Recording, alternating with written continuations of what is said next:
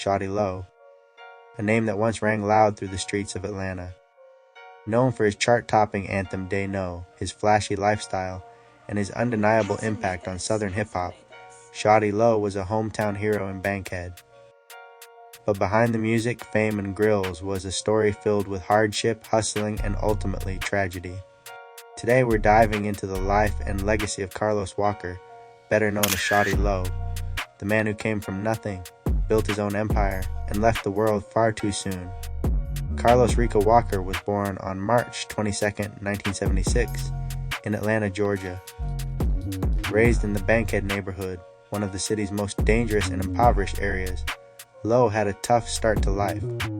He was raised primarily by his grandmother after losing his mother to diabetes when he was still a baby.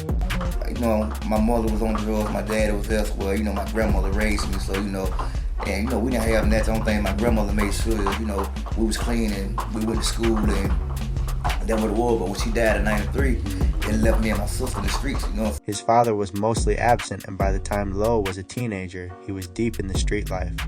Lo began hustling as a teen to support himself and his family. He was in and out of trouble with the law and found himself immersed in the drug game. But even through the chaos, he had an entrepreneurial mindset, and eventually, he'd shift that ambition from the streets into music. To my Carlos from going home, oh yeah, Shawty had it going on. Shawty was popping for something. Yeah. No cap. So at what year did the group actually form into a music group? What year was that? Was it 2002? 2001, 2002. Yep, I can say that right now because I went to jail in 2004. D4L was a whole group then. Mm-hmm. You know what I'm saying? We just ain't pop. We was moving, you know what I'm saying? Mm-hmm. In 2003, Shawty Lo founded the group D4L, short for Down for Life, alongside members Fabo, Mook B, and Stoney. Their music brought a new wave to Atlanta's sound, a dance-friendly subgenre called snap music. It was catchy, minimalist, and became a national trend. Their breakout hit, Laffy Taffy, dropped in 2005 and was an unexpected cultural phenomenon. It went #1 on the Billboard Hot 100 and earned D4L platinum plaque. While many labeled them a one-hit wonder group, the moment opened doors. And for Shawty Lo, it was just the beginning. After D4L's mainstream success, Shawty Lo pursued a solo career. In 2008, he released Units in the City, featuring the street anthem, They Know. The track exploded, especially in the South, thanks to Lo's signature voice, infectious ad-libs, and bass-heavy production. He quickly gained respect, not just as a rapper, but as a businessman and street legend. He wasn't the most lyrical, but his authenticity was undeniable.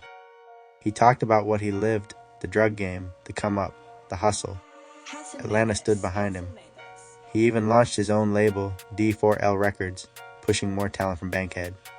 One of the most notable moments in Shawty Lo's career was his beef with T.I. I hate that song. It was because I didn't get on the song that he wanted me to get on for them. People saw this and thought T.I. was lying on why he didn't let Shawty Lo tell his side what he did. And the stories lined up. Just watch. Like around 2006, he probably got on one of my songs called Let's Get It. He said he wouldn't get on my song, so it was cool. I ain't sweat it. Remember after I made the connection that Shawty Lo with Carlo, when I would ride my bike up and down Bankhead, I wasn't doing too much. I was buying 200 baby. I said, hey, what's up? And I said the same thing that any Atlanta nigga say when he wants you when he looking for an opportunity from you. Yeah. Fuck with me. That time I promised I was a little nigga and that nigga was on. He was up. Yeah. When T.I. first came to be a rapper, I was the big, I don't like to brag about it. I used to be the big drug boy in the city. Right. That nigga did me just like this. Hit your weight up. And I turned around, got back on my bike, and got the fuck on. When I found out that was him, I was like, oh nigga, get your weight up. Another Atlanta rap giant.